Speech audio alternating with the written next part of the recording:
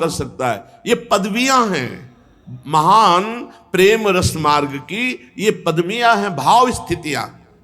शांत भाव, दास्य भाव, सख्य भाव, वात्सल्य भाव, गोपी भाव। भगवान ने उन ऋषि मुनि, उन श्रुति की ऋचाएं, उन परमहंसों के जिनके हृदय में कांता भाव प्रकट हुआ, उनको वंशीनाद से मोहित करके अद्भुत रास सुख प्रदान किया। ब्रजवासियों को सुख प्रदान करते हुए श्री भगवान प्रगट लीला में 11 वर्ष तक ब्रज में। उद्धव जी विदुर जी से कहते हैं, इसके बाद भगवान श्री कृष्ण अपने माता पिता देवकी वसुदेव को सुख पहुंचाने की इच्छा से बलदेव जी के साथ अक्रूर जी के द्वारा मथुरा पधारे।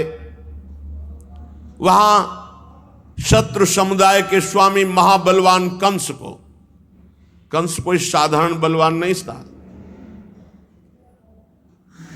कुलिया पेड़ हाथी 10,000 हाथियों का बल रखता था, उसको अपने अधीन किया। बड़े बड़े राजाओं को परास्त ऐसे खेलते हुए कर दे। तब जरासंध जैसा महाबलशाली राजा, जो 20,000 राजाओं को बंदी बनाए हुए था, अपनी 2 पुत्रियों का ब्याह कंस से किया, रीझ कर। यह ऐसा महाबलशाली भगवान कंस को ऊंचे सिंहासन से केस पकड़कर घसीटते हैं। क्यों? इसने देवकी जी का सर्वप्रथम केस ही पकड़ा था गला काटने के लिए, जब आकाशवाणी हुई कि 8वां पुत्र तेरी मृत्यु का कारण बनेगा, तो आज जिससे पुत्र होगा उसी को नहीं रखूंगा। भगवान ने सिंहासन से पटक दिया, पटकते ही उसके प्राण चले गए और उसको केस पकड़कर घसीटा। वही भगवान संदीपनी मुनि के द्वारा अपना शिष्यत्व पुष्ट करने के लिए एक बार उच्चारण किए हुए सांगोपांग चारों वेदों को धारण करते हैं। कौन भगवान पढ़ रहे हैं? जिनकी श्वासों से वेदों का प्रादुर्भाव हुआ है।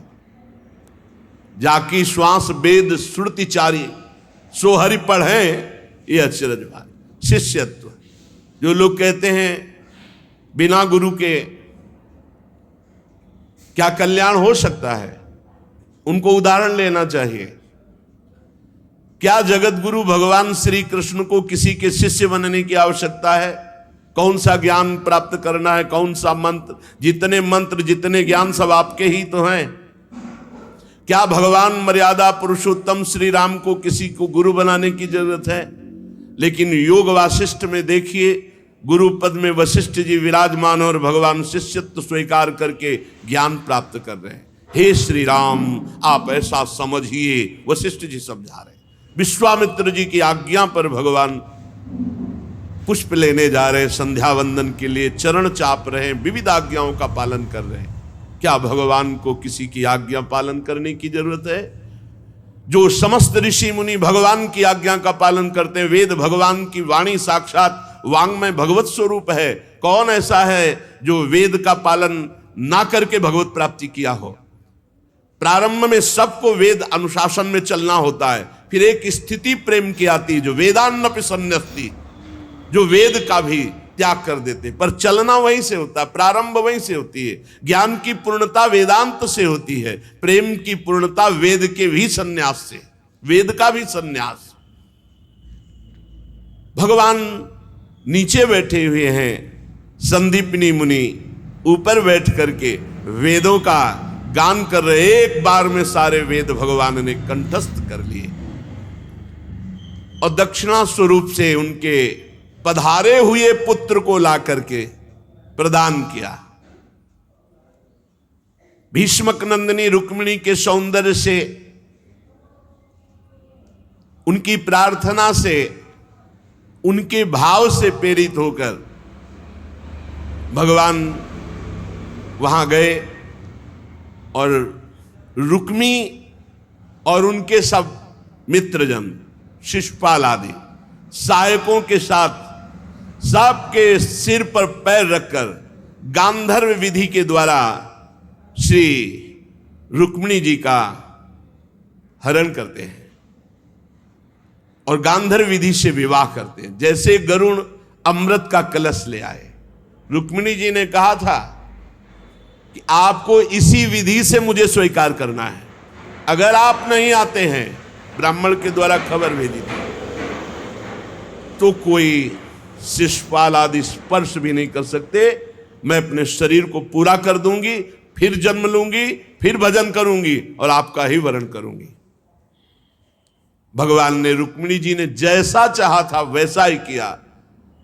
हमारे प्रभु का स्वभाव है, जैसे जो लोग समझते हैं ना कि भगवान माखन चोर, भैया जिसके 9 लाख गौवें हों तो वहां बाबा के यहां कुंड बने थे, दूध के, दही के, घी के। अगर लाला दिन भर नए नए कुंडों में नहाए तो भी कम, लाला का नहाना कम हो सकता है, दही कम नहीं हो सकता, दूध कम नहीं हो सकता, घी कम नहीं। रोज हजारों, दसियों हजारों संख्या में तो केवल गोपगण सेवा में थे गौओं की। ऐसा वैभव नंद बाबा का और उनका लाडला, आप विचार करो जरा, चोरी तो तब की जाती है अभाव में। अभाव हो तो चोरी करे, तो फिर ये क्यों लीला में सुना जाता है आज होगी माखन चोरी लीला, ऐसा क्यों कहा जाता है? इसलिए कहा जाता है कि गोपी जनों